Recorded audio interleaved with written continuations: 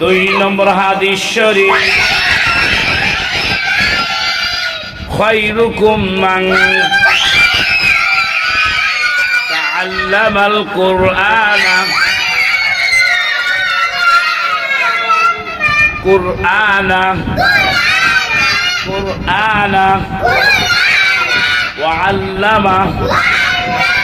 ওয়াআল্লামা।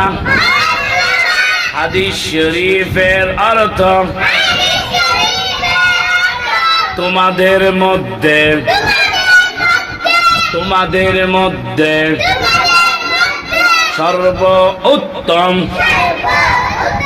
সর্বোত্তম ওই ব্যক্তি